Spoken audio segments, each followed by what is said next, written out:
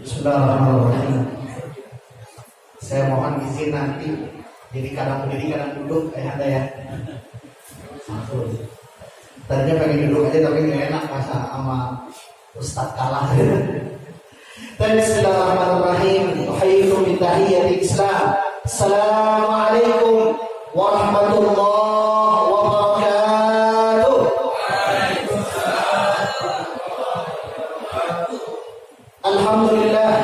Alhamdulillahilladzi arsala rasulahu bil huda wa dinil haqq liyudhhirahu 'ala ad-din kullihi walau karihal kafirun walau karihal musyrikun walau karihal munafiqun. Asyhadu an la ilaha illallah syahadatan nutqat biha haqa'iqul aqwal bilisan al-hikmatil zahirah fi kulli zarratin min zarratil wujud. Wa asyhadu anna sayyidal khalqi Muhammadan rahmatan min Allah mufaddatan min ladunhu abduhu wa rasuluhu wa habibuhu al-mukhtar min khaliqihi wa ala alihi wa ashabihi ajma'in, amma ba'du. Yang terhormat Akhil Fadil, Ketua DKM Masjid An-Nur. Oh sama nih namanya. Memang yang namanya Nur begitu bercahaya. Yang dari belakang cahaya apa sih itu begitu? Cahaya gelapnya. Akhil Fadil, Ustaz Muhammad Fuadi, kawan saya, sama-sama kita bareng belajar di Ardul Kinana. Yang para alim ulama, para asatidz, para guru, para tokoh masyarakat, para pejabat mulai dari RW, RT, ayahanda kaum muslimin rahimakumullah.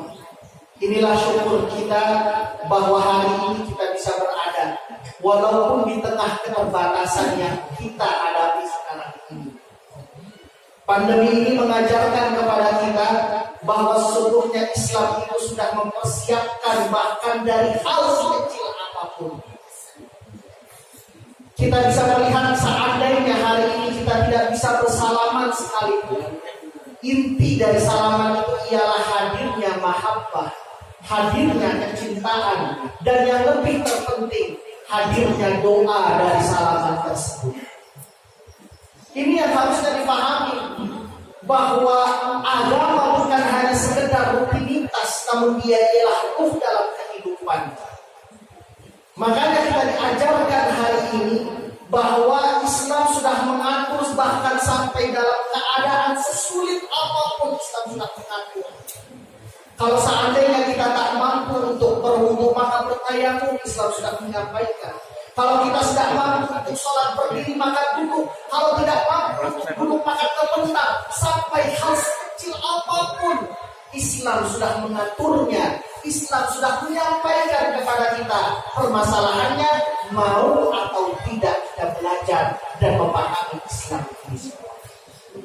Makanya ayahanda kaum muslimin rahimakumullah, Islam itu ialah sebuah nilai kehidupan. Orang yang sholat, kenapa dikatakan aqimis sholat tentang ma'anil fahsya'i wal munkar? Kenapa orang mengatakan bahwa yang namanya sholat itu bahwa dia dapat mencegah kemungkaran, mencegah kefahsyaan? Kenapa demikian? Ialah orang yang sholatnya bukan hanya sekedar rutinitas, bukan hanya sekedar Allahu Akbar, selesai sholat selesai pula takbirnya, selesai pula Allah yang maha besarnya. Dia di dalam sujudnya mengatakan subhana rabbiyal a'la wa bihamdi, sungguh Allah yang maha tinggi dan segala puji hanya baginya. Maka selesai sholat harusnya ada dalam kehidupannya, sehingga tidak berharap dengan pujian orang lain, tidak berharap dengan pujian yang disampaikan orang lain, karena segala puji hanyalah milik Allah Subhanahu wa ta'ala. Makanya kata Allah apa? Aqimis sholata lizikri. Dirikan sholat untuk mengingatku. Artinya apa? Hasil dari ibadah yang dilakukan itu bukan ketika kita melakukan ibadah, namun setelah ibadah apa yang kita dapatkan. Makanya mudah-mudahan maulid yang diperingati oleh setiap umat, yang sekarang semuanya itu memperingati hampir setiap masjid, baik secara goib maupun secara sahih. Secara goib banyak yang langsung ngumpulnya di awan gitu, di cloud, ya kan? Ataupun secara seperti ini dengan tetap mengikuti apa yang sudah disampaikan. Ayahanda, mudah-mudahan ini bukan hanya sekedar peringatan. Karena maulid dulu disampaikan ketika saat itu Salahuddin Al-Ayyubi melihat umat cukup jauh dengan umat Islam. Umat cukup jauh dengan umat Islam. Saat itu Salahuddin Al-Ayyubi melihat kok seakan-akan Nabi itu jauh. Maka untuk mengembalikan semangat umat, karena beliau punya satu misi yang besar untuk membebaskan Palestina saat itu, maka beliau mengundang seluruh para penyair, diundang untuk menyampaikan pujian kepada Nabi Sallallahu Alaihi Wasallam. Itulah mungkin yang sering sekarang kita baca, yang menang pada saat itu, yaitu Syekh Muhammad Al-Barzanji. Disitulah akhirnya semangat umat lahir, dan akhirnya Salahuddin Al-Ayyubi dapat membela dan merebut Palestina saat itu dari tangan Romawi. Maka maulid yang harusnya setelah maulid bukan hanya sekedar makan, bukan hanya sekedar datang untuk lihat ustaz. Ustaz kan begitu-begitu aja bentuknya ya Pak. Gimana bentuknya? Saya udah ngomong jadi gak enak. Ya, baik ayahanda kaum muslimin rahimakumullah. Dalam kesempatan kali ini, masya Allah judulnya indah sekali. Meneladani Rasulullah dalam menyikapi berbagai permasalahan hidup. Hidup ini banyak persoalan, hidup ini banyak permasalahan. Namun jangan khawatir karena permasalahan dan persoalan itu sudah dijawab. Masalahnya mau atau tidak kita mencari jawaban dari jawabannya. Atau mungkin kita lebih asik dengan orang lain. Kita lebih asik dengan buku-buku yang sudah disiapkan dengan orang lain. Makanya sebuah pengakuan yang sangat jujur dari salah seorang filosof dari Italia saat itu yang bernama Barnesu. Dia pernah mengatakan dalam bukunya yang bahasa Arab yang saya baca, dikatakan lau kana Muhammadun Italiyau, kalau seandainya Nabi Muhammad Sallallahu Alaihi Wasallam itu diutus hari ini, dia hilla masyakilahu, untuk menyelesaikan setiap permasalahan, apa kata beliau? Fahuwa yartashifu fijjanan minal ukhwah. Sungguh beliau mampu menyelesaikan itu semua layaknya sambil ngopi. Ngopi udah ngopi Pak? Belum? Oh habis, udah habis. Itu orang Barat yang ngomong. Kalau misalkan sekarang dia datang mungkin ngomongnya yartashifu fijjanan minal jahe gitu ya. Itu artinya apa? Itu pengakuan jujur dari seorang yang tidak beriman kepada Allah, tidak mengakui Allah Subhanahu wa Ta'ala.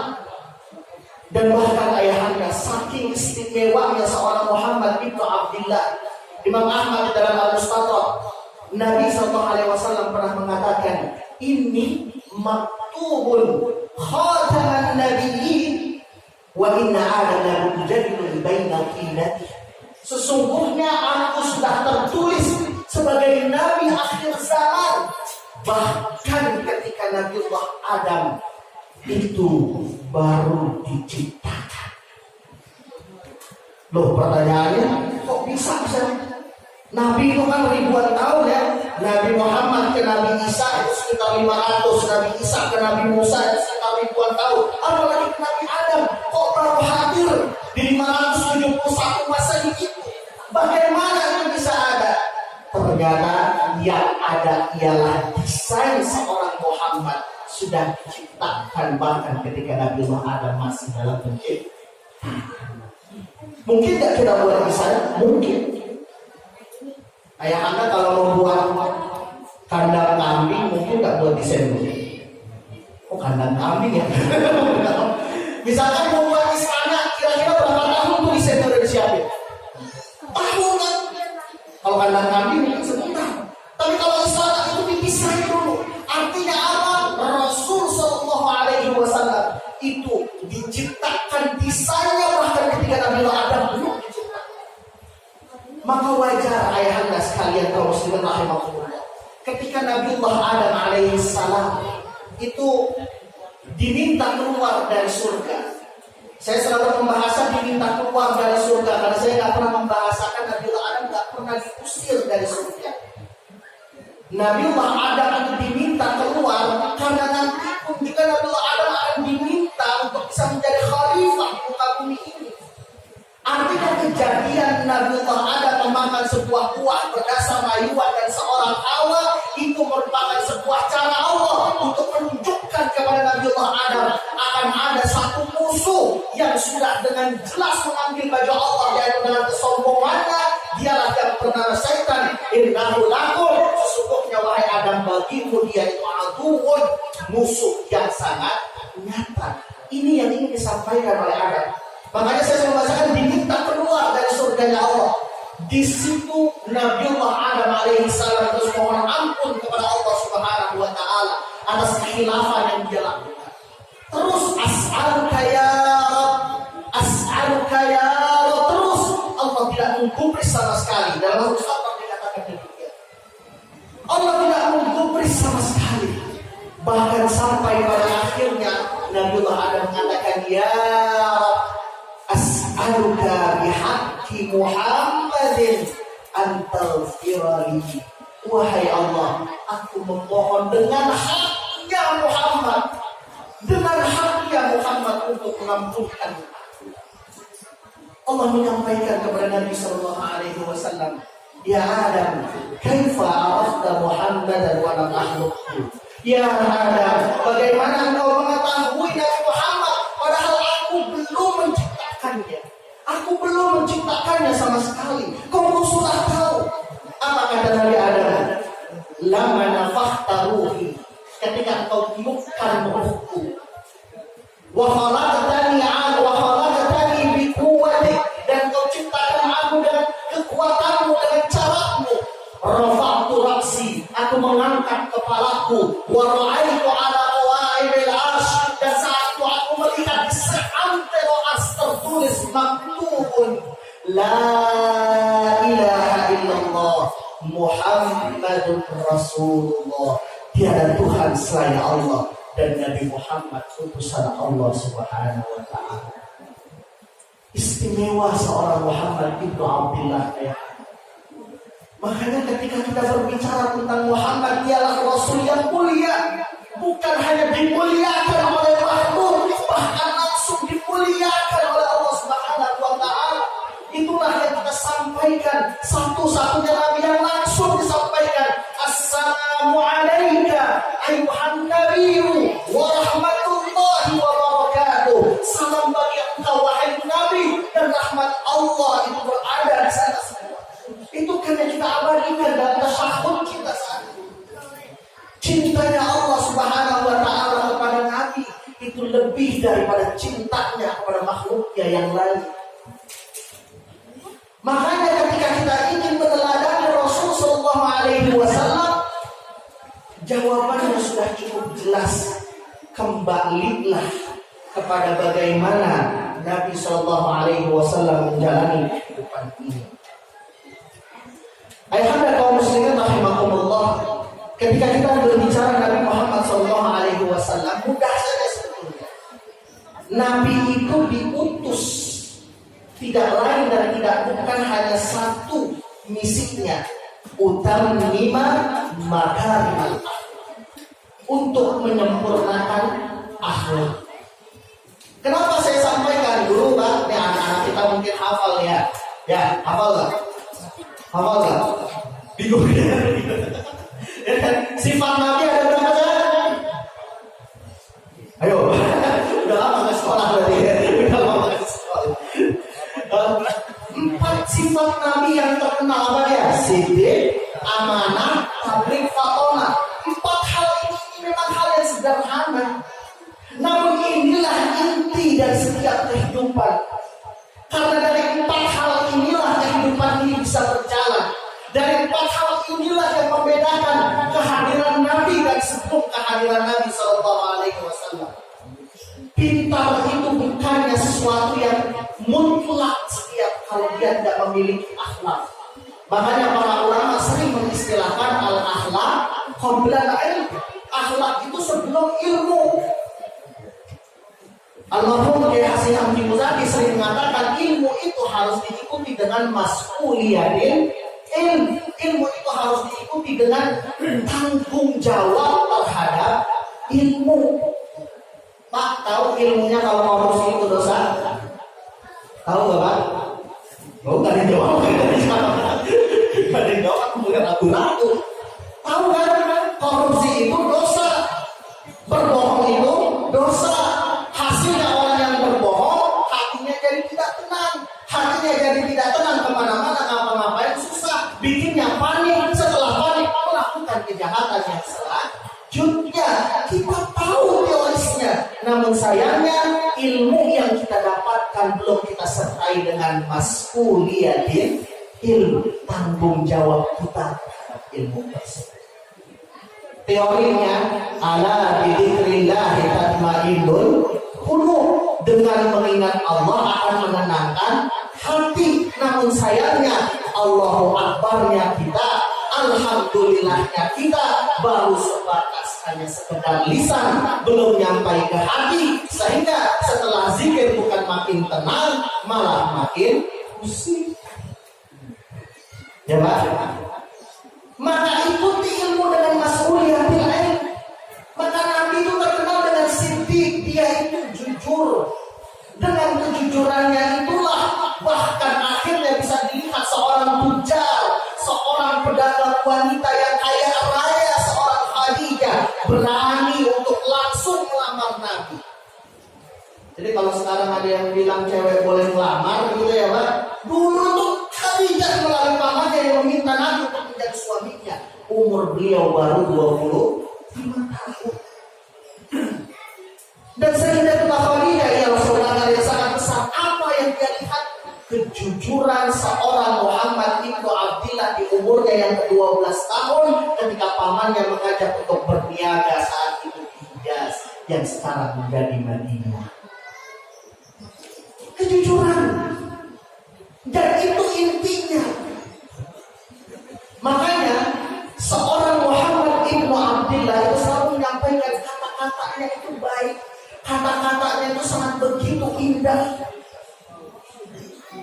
Rasul Shallallahu Alaihi Wasallam dalam membuat sebuah kesempatan itu, setiap kali dia berupaya untuk menyampaikan kata-katanya itu ialah mengajak, bukan mengejek. Karena yang dia sampaikan itu ialah sebuah kejujuran.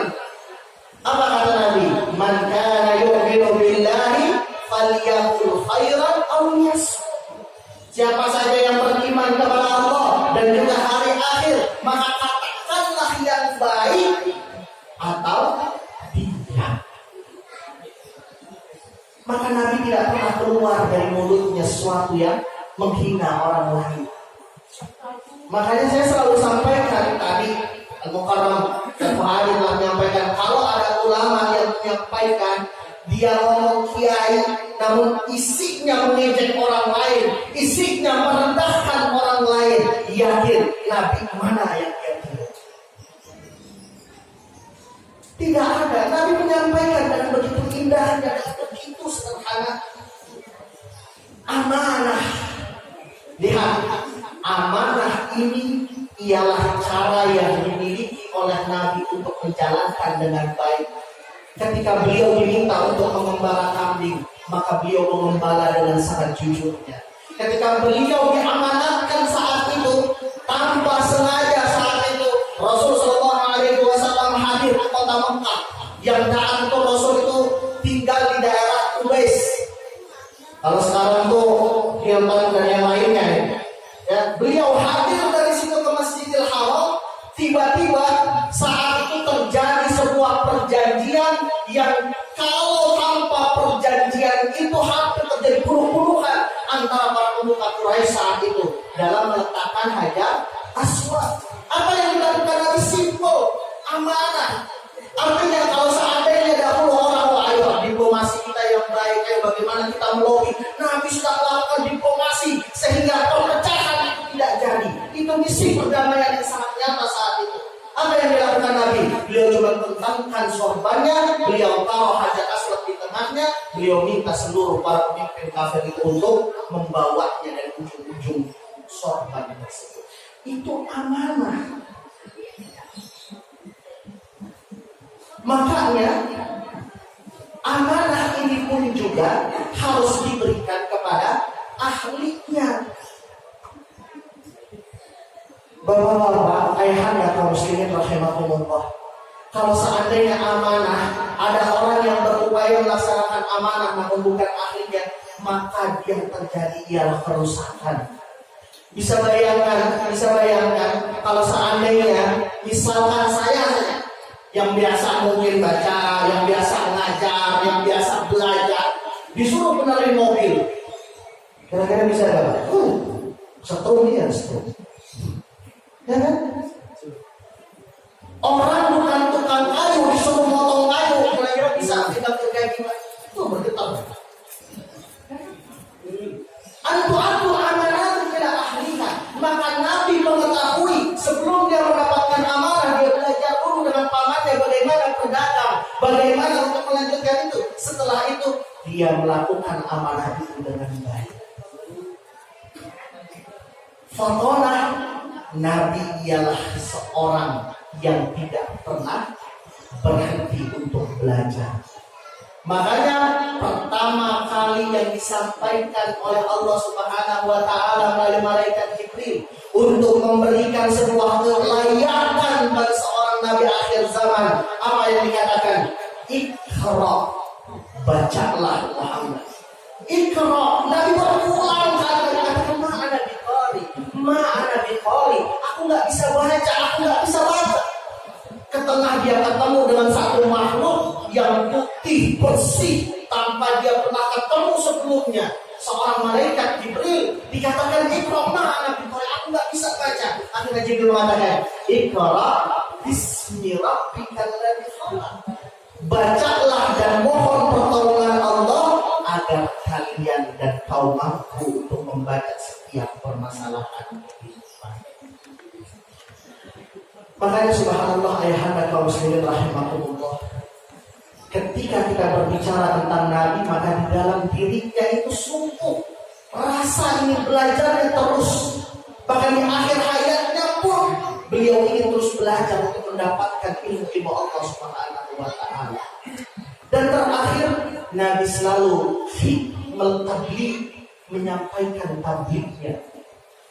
Ayahanda kaum muslimin rahimakumullah, ketika kita ketahui, ketika Nabi Shallallahu Alaihi Wasallam diminta pertama kali untuk menyebarkan Islam ke Taif, kita tahu menyebarkan Islam ke Taif saat itu Nabi Shallallahu Alaihi Wasallam itu dilempari oleh batu, bukan sambutan yang dia dapatkan, sambitan, pukulan.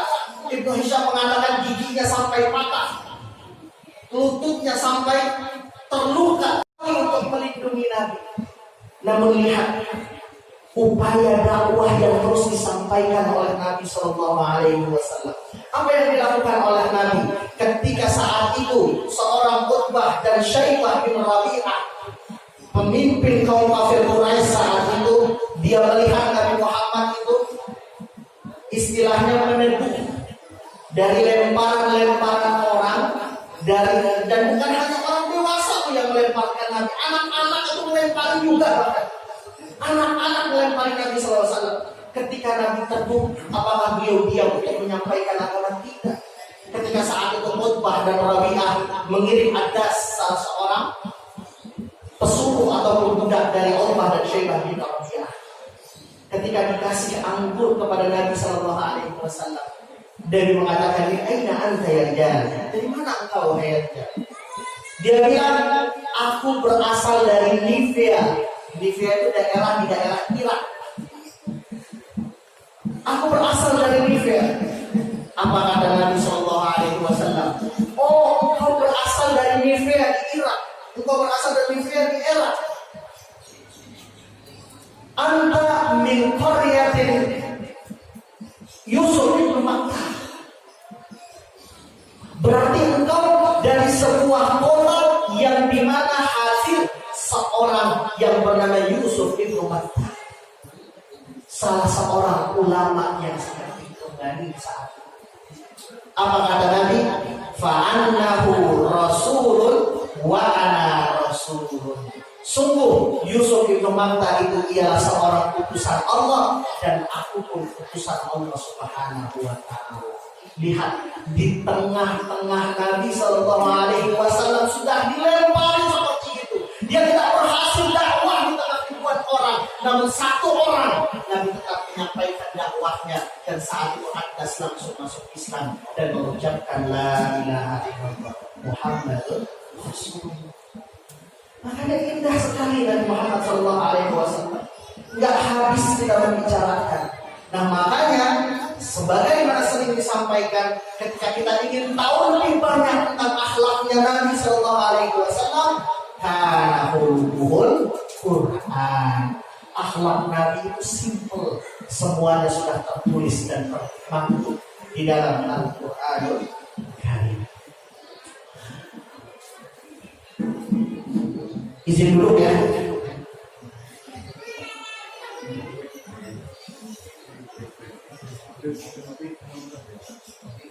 Ngopi nggak selesai nanti. Ayo.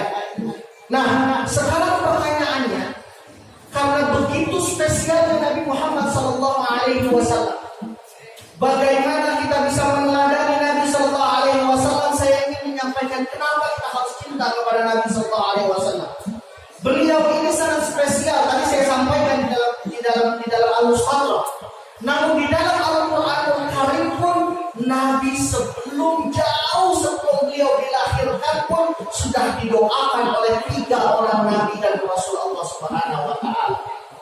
Kita mulai yang buka mushaf, silakan kalau ada yang megang Quran, surah kedua Al-Baqarah ayat 127. Yang pertama, apa ketika Allah Subhanahu wa Ta'ala menyampaikan wa'iz dan ketika ada bahasa di dalam Al-Quran itu kata-katanya iz, maka setidaknya bukan hanya sekedar kita melihat dan mendengar cerita dongeng, namun upayakan hadirkan kejadian tersebut itu hadir di dalam kejadian kita.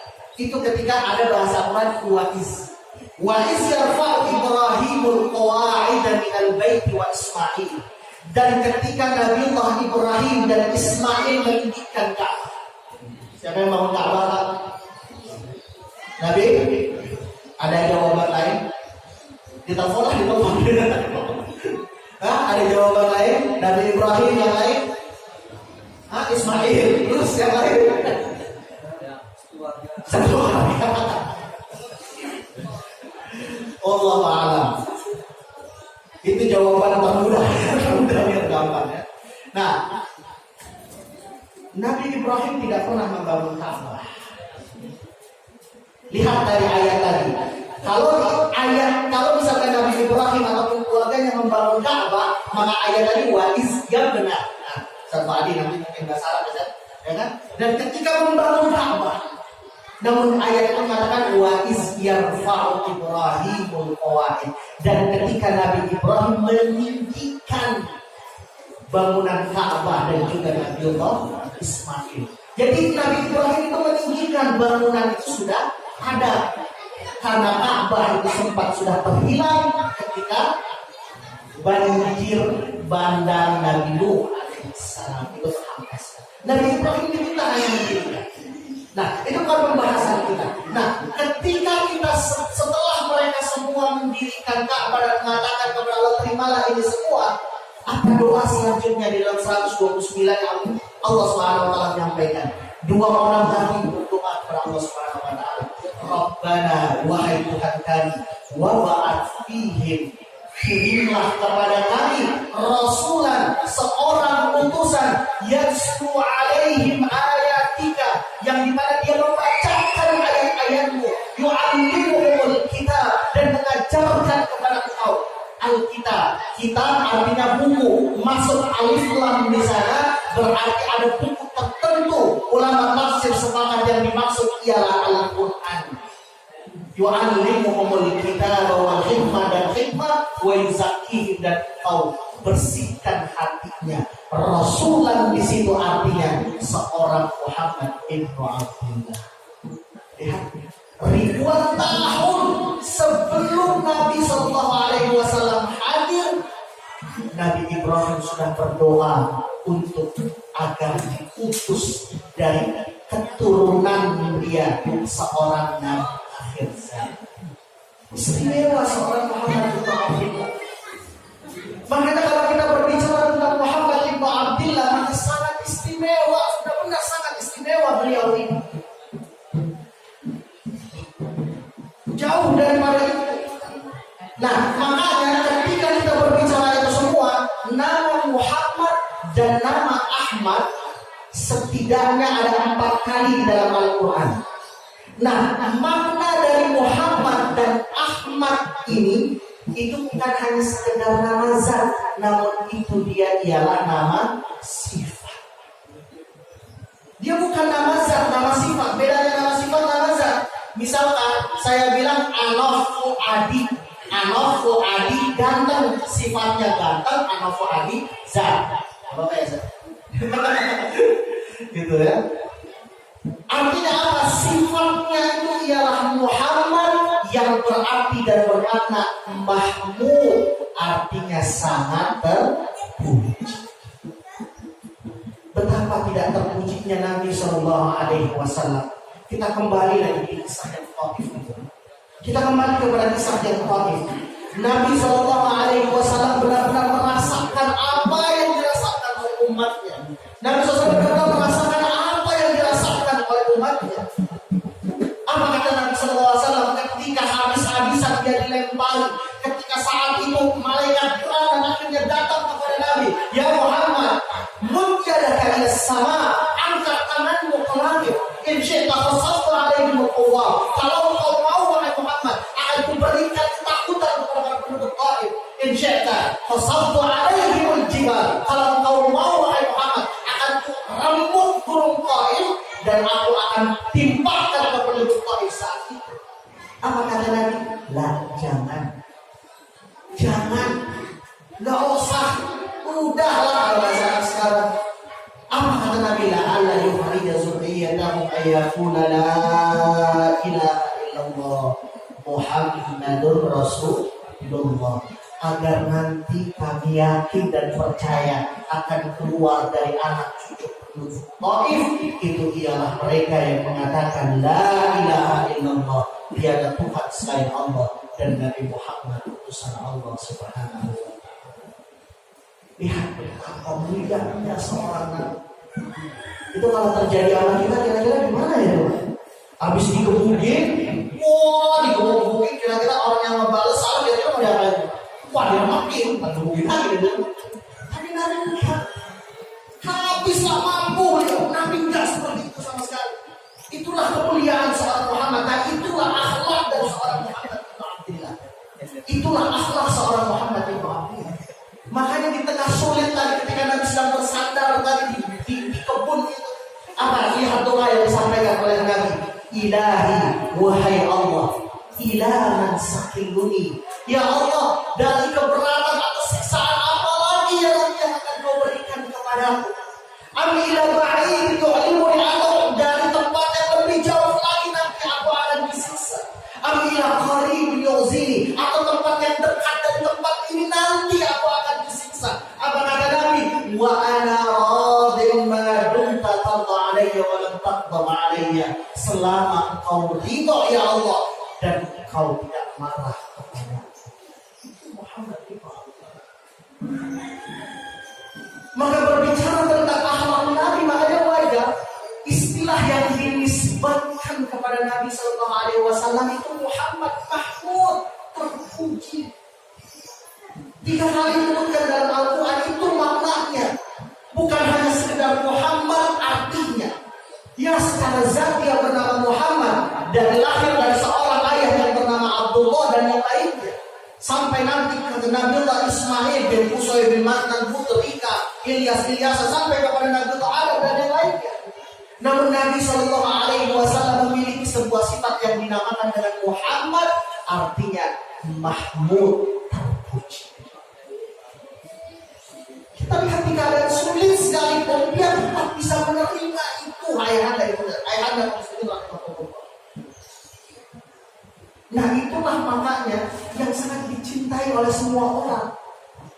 Nah, makanya Allah Subhanahu wa taala menyampaikan kepada kita di dalam surat At-Taubah ayat 128, laqad ja'akum rasulun min anfusikum azizun alaihi ma anittum.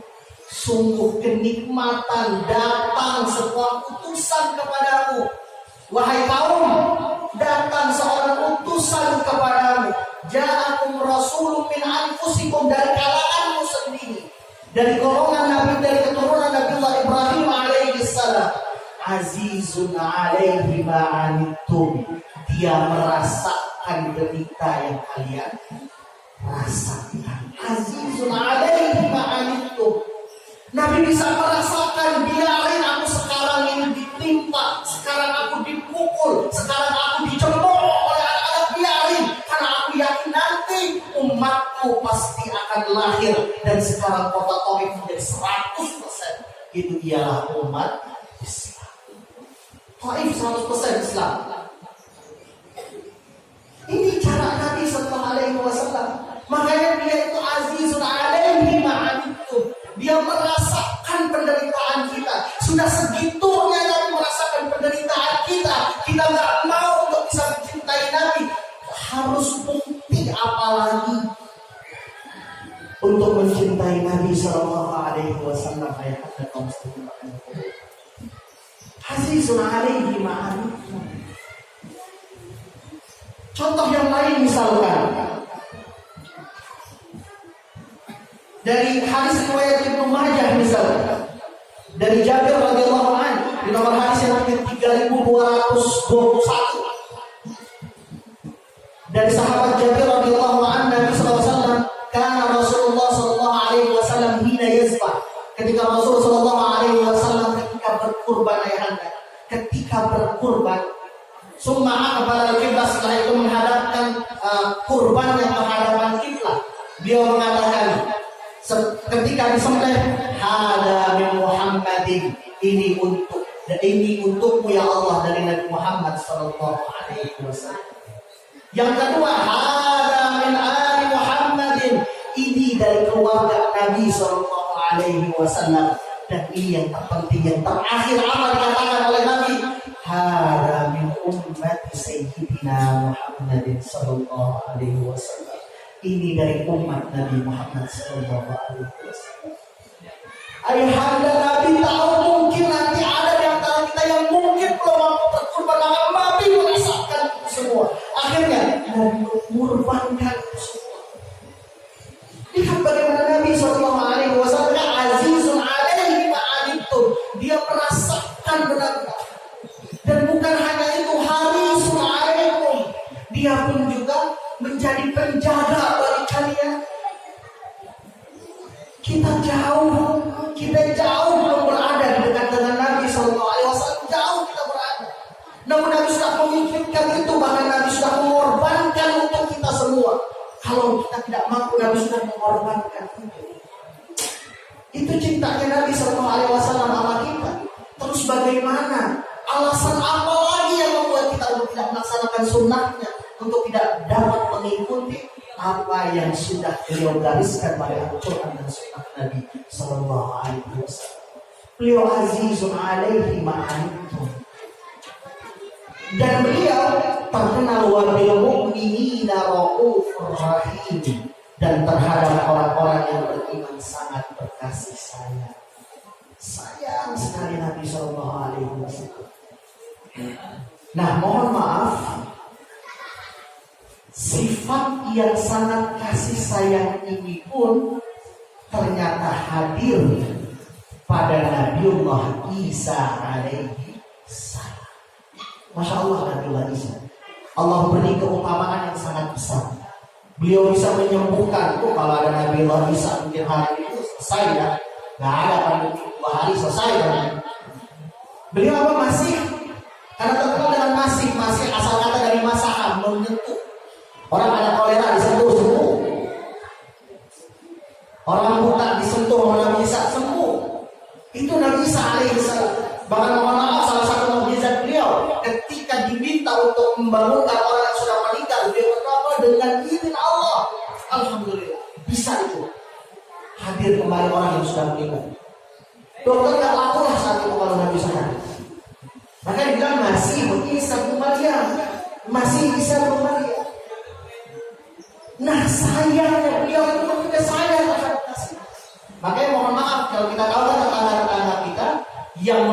Nabi Isa mengenal dengan ajaran kasihnya itu karena Nabi Isa mengenal dengan kasihnya. Salah satu contoh misalkan ketika Nabi Isa alaihissalam itu melewati satu hutan. Nah, di hutan tersebut dia bersama muridnya melihat seekor bangkai hewan yang sudah sangat menyengat. Muridnya bilang kepada Nabi Isa, bangkai itu sangat menyengat baunya, Masya Allah. Sangat menyengat baunya itu. Lihat apa yang disampaikan oleh Nabi Isa. Muridku, jangan kau lihat bagaimana baunya. Lihat dari hewan tersebut, sungguh amat sangat gurih. Lihat hewan bangkai, orang sudah terganggu segitunya. Beliau melihat sisi kebaikan dari bangkai tersebut yang dimana giginya putih. Karena apa? Sebagaimana Nabi mengatakan tadi, sampaikanlah yang baik atau diam. Sampaikan yang baik atau diam. Itu makanya hadis Nabi SAW. Nabi Isa itu menyampaikan kepada muridnya bahwa manusia mengeluarkan apa yang ada di mulutnya, apa yang ada di dalam otaknya. Ketika otaknya baik, maka baik pula apa yang disampaikan. Dia tidak melihat bagaimana bau dari hewan atau bangkai tersebut, namun yang dia lihat justru malah di sisi positif di tengah putihnya. Nah, itu Nabi Isa alaihissalam. Makanya saat itu umatnya mengira bahwa Nabi Isa ialah Nabi akhir zaman. Nabi Isa ialah Nabi akhir zaman. Nah, langsung turun ayat kata Nabi Isa, wa mubasyshir, jangan, bukan, kuberikan kabar gembira kepadanya. Ya'ti bi rasulin, akan datang seorang rasul min ba'di ismuhu Ahmad, yang dimana dia akan hadir bernama Ahmad. Jadi Nabi Musa sudah menyampaikan itu semua. Bukan aku Nabi akhir zaman, Ahmad. Loh, kok Ahmad sah? Oh, berarti tetangga tuh yang sering ngomong tuh dari India sana, dibilang benar dong Nabinya Ahmad. Oh, bukan. Maksud dari Nabi Isa sebagaimana Muhammad itu bukan nama zat, namun nama sifat. Ahmad itu pun nama sifat, artinya nama sifat dari Hamid. Hamid itu apa? Baik. Jadi kalau orang ibadahnya, misal tahajudnya dia lakuin tapi duhanya belum. Tahajud dia lakuin, tahajud Tuhan dia lakuin, tapi Senin Kamisnya belum. Misal duhanya baru 2 rakaat, misal sedekahnya baru sedikit, baru mikir segala macam, itu baru sampai kepada Hamid. Namun Ahmad, puasanya dia lakukan, tahajudnya dia lakukan, duhanya dia lakukan, rawatibnya dia lakukan, semua dia lakukan. Itulah yang dinamakan dengan Ahmad. Kalau bicara tentang bagaimana Nabi, bagaimana ibadahnya Nabi Sallallahu Alaihi Wasallam, Sayyidah Aisyah radhiyallahu anha pernah ditanya, "Kaifa kana sholatin Nabi Sallallahu Alaihi Wasallam?" Bagaimana sholatnya Nabi Sallallahu Alaihi Wasallam? Boleh nanti Pak Ketua DKM mengatakan terus. Kalau mau, saya kasih nih bagaimana sholatnya. Bagaimana tahajudnya Nabi Sallallahu Alaihi Wasallam? Bagaimana tahajudnya Nabi Sallallahu Alaihi Wasallam? 3 sahabat yang mulia bertanya kepada Sayyidah Aisyah, Huzaifah al-Yamani, Abdullah bin Mas'ud, dan siapa satu lagi, Mughirah bin Syaibah. Dia bertanya kepada Sayyidah Aisyah, kata Sayyidah Aisyah, la as'al an husnihinna wa tawalihinna. Jangan kau bertanya tentang bagaimana baiknya dan bagaimana panjang salatnya Nabi Sallallahu Alaihi Wasallam. Kata Huzaifah al-Yamani, begitu indah salat di belakang Nabi Sallallahu Alaihi Wasallam. Ketika ayat-ayat yang dibacakan itu ialah ayat-ayat tentang doa, dia mengangkat tangan dan berdoa kepada Allah, berdoa untuk setiap umatnya. Ketika saat itu dia berayat tentang azab, maka dia pun juga berdoa agar segala umatnya, setiap umatnya dilindungi dari azab. Nggak terasa, ternyata 1 rakaatnya itu surat Al-Baqarah selesai. Dikira mau ruku ternyata lanjut ke Al-Imran, belum. Al-Imran dikira mau ruku ternyata lanjut ke An-Nisa, 5 juz kira-kira. 1 roh. Gimana?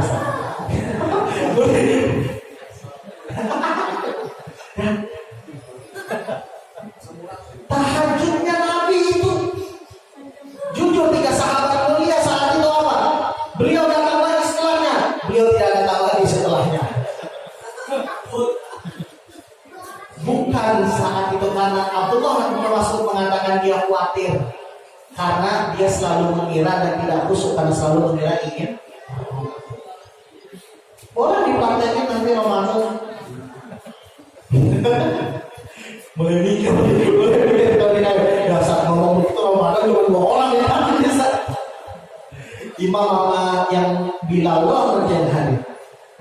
Itulah Nabi SAW makanya itu melihat kaki Nabi itu bengkak dikatakan ya Rasulullah, anta maksuman, bukankah engkau itu maksum ya Rasulullah, bukankah engkau itu dilindungi ya Allah, kok sampai segininya sih ya Rasulullah? Rasul jawab cuma simpel, afala aku ma'abdan syakura, apa aku gak boleh jadi hamba Allah yang bersyukur? Jadi itu cara Nabi SAW. Beliau benar-benar. Nah makanya ketika kita melihat ayat Allah Subhanahu wa taala, laqad kana lakum fi Rasulillah uswatun hasanah. Sungguh ada pada diri Rasul sallallahu alaihi wasallam itu uswah. Uswah itu beda dengan qudwah. Uswah artinya dia menjadi role model, menjadi contoh. Dan dari contoh itu dia bisa mencontohkan orang lain, mencontohkan ke orang lain, ke orang lain, ke orang lain, itu artinya uswah. Nabi Sallallahu Alaihi Wasallam melahirkan sahabat-sahabat mulia Abu Bakar, Utsman, Umar dan segala macam. Umar menghasilkan para tabi'in, para tabi'in menghasilkan para tabi'in, para tabi'in menghasilkan para ulama-ulama yang saleh, seterusnya. Itu artinya uswah dan hasanah. Hasanah. Kata-kata hasanah itu ialah sebuah kata yang baik, yang dia bukan hanya sekedar mengambil urusan dunia, namun dia mengambil urusan akhirat. Makanya doa populer, satu-satunya doa yang hampir semua umat Islam hafal apa? Rabbana atina wa fil akhirati hasanah. Artinya hasanah ke dunia dapat dan juga akhirat dapat. Nah, mengikuti sunnah-sunnah Nabi bukan hanya sekedar menjalankan kehidupan, namun kita mendapatkan aliran pahala yang diberikan oleh Allah Subhanahu wa Ta'ala. Ketika kita mencoba makan dengan tangan kanan, ketika kita mencoba masuk ke kamar mandi, karena kecil-kecil terlebih dahulu. Dan yakinlah ketika kita melaksanakan apa yang sudah menjadi sunnah Nabi Sallallahu Alaihi Wasallam dan tidak ada niat selain hanya menjalankan kehidupan sesuai dengan sunnahnya, tidak ada niat untuk dilihat orang lain, tidak ada niat untuk sekadar dibilang alim dan yang segala macamnya, maka yakin kita akan menjadi tokoh, kita akan menjadi role model, kita akan menjadi uswah yang baik. Nah, kalimat uswah di dalam ilmu qiraah itu ada 2 bacaan. Yang umumnya dan selalu kita baca, Imam Hafiz itu membaca dengan uswatun. Uswatun. Namun ada satu lagi Imam Nafi' itu membacanya dengan iswah. Masya Allah, Imam Nafi' Al-Madani, beliau seorang imam qiraat hadir di Madinah.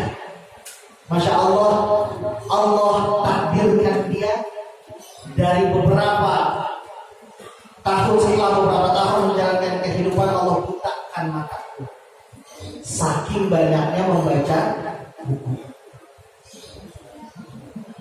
Dan beliau itu, Imam Nafi' dan juga beliau termasuk ialah orang yang pendengarannya kurang. Ya, imam qiraat namun pendengarannya kurang. Tubuhnya itu tinggi besar hitam. Mungkin ya mirip-mirip lah, mirip-mirip sama siapa? Gitu ya, tinggi besar, bibirnya tebal. Namun bacaannya begitu indah dan menjadi imam qiraat. Dan yang lebih karena beliau agak kurang pendengarannya, beliau bisa tetap membenarkan bacaan orang karena beliau bisa melihat dan qiraat bibir seseorang dalam membaca. Imam Nafi membacanya dengan islah. Apa makna dari dua hal ini? Subhanallah, Quran itu kalau kita belajar, bahkan bukan hanya dari huruf, dari harokat pun ketika dia berbeda, maka ada makna dan arti yang diinginkan dari ayat ini. Uswah itu dhammah, berada di atas, artinya rafa, tinggi.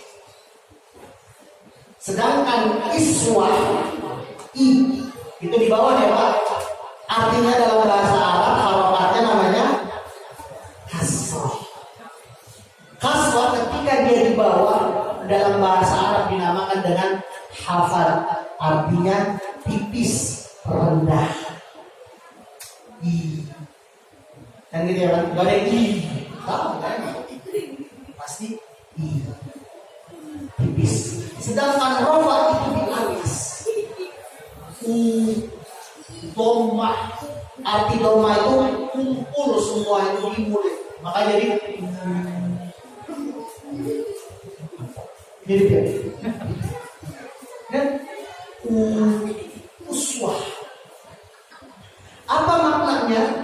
Artinya ketika kita ingin mengikuti Nabi, maka kalau belum sampai kepada uswah, belum sampai kepada yang tadi 5 juz dalam satu rakaat, ikutilah yang bawah dulu, yang tipis-tipis dulu. Tahajud 2 rakaat dulu mendekati subuh, tambah dengan witir 1 rakaat. Yang penting konsisten. Jangan 5 juz habis itu setahun kosong. Ya, nah itu yang diingat. Artinya ikuti dari hal-hal yang kecil dulu saja. Bagaimana Nabi berjalan? Wala tamshi fil ardi maraha. Janganlah kau berjalan dengan membungkukkan dadamu dalam keadaan sombong. Yang kecil-kecil terlebih dahulu. Masuk ke kamar mandi dengan kaki kiri, makan dengan tangan kanan dan yang lainnya. Nah, sedikit demi sedikit terus praktekkan itu sampai nanti ketika kita sudah merasakan kenikmatan, maka kita akan mengikuti Nabi secara utuh. Kaum muslimin wal muslimat rahimahullah, ayah anda udah sejam misalnya. Apa belum? Terus, ayo terus. Sama mobil. Saya akhiri saja dengan salah satu kisah agar untuk lebih meyakinkan kita lagi betapa cintanya Nabi Sallallahu Alaihi Wasallam. Mudah-mudahan ini akan menggugah hati kita semua. Ayahanda kaum muslimin rahimakumullah, di akhir hayat Nabi Sallallahu Alaihi Wasallam, ketika saat itu Nabi Sallallahu Alaihi Wasallam bersama-sama dengan keluarganya. Beliau bersama dengan Fudail anaknya Abbas, Fudail bin Abbas, bersama dengan Aisyah. Fudail bin Abbas membawakan wudu terakhir bagi Nabi Sallallahu Alaihi Wasallam. Ketika Nabi dalam keadaan di akhir hayatnya, hanya satu yang beliau ungkapkan. Saat itu ada Aisyah, saat itu banyak sahabat-sahabat yang mulia. Namun Nabi mengatakan, "Astaqu bi ikhwani." Nabi cuma menyampaikan itu. Aku rindu, kata Nabi, aku rindu terhadap saudara-saudara. Aku rindu terhadap saudara-saudara. Para sahabat mengatakan, "Alasna bi ikhwani, bukankah kami ialah saudara wahai Rasul sallallahu alaihi wasallam? Apakah kami bukan sahabat? Apakah kami bukan saudara wahai Nabi sallallahu alaihi wasallam?" Nabi mengatakan, "Antum ashabi, engkau itu ialah sahabatku, namun engkau bukan ikhwani. Ikhwani humul ladzina lam yarawni wa la yu'minuni." Ikhwanku, saudaraku, ialah dia yang belum pernah melihat aku, namun dia beriman kepada Allah Subhanahu wa taala dan percaya akan Rasulullah. Ayahanda Rasul rindu sama kita. Rasul rindu sama kita. Terus haruskah kita tidak rindu kepada Nabi Sallallahu Alaihi Wasallam? Rasul satu-satunya Nabi yang belum hadir nabinya, surganya sudah disiapkan. Inna, sesungguhnya telah kami siapkan, a'tainaka, telah kami berikan kepada wahai Muhammad al-Kautsar, sebuah telaga surga yang begitu indah. Nabi nunggu kita, Nabi rindu anak kita. Di akhir hayatnya sekalipun,